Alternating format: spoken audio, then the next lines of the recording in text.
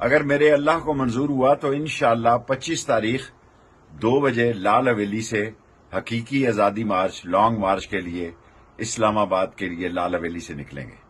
2 بجے نکلیں گے لال حویلی سے۔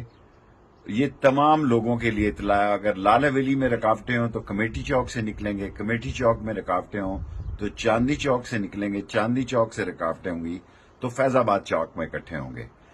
مقصد ان چوروں کا جو اپنے ایف آئی اے این ایف نیب سے کیسز ختم کروانا چاہتے تھے، اور سپریم کورٹ نے ایک عظیم سو موٹو فیصلہ کیا جن سے ان کی نیندیں حرام ہو گئی ہیں۔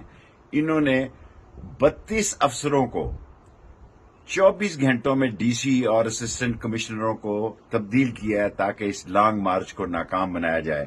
انشاءاللہ یہ لانگ مارچ ناکام نہیں ہوگا، کامیاب ہوگا، اور الیکشن کی ڈیٹ دینی ہوگی۔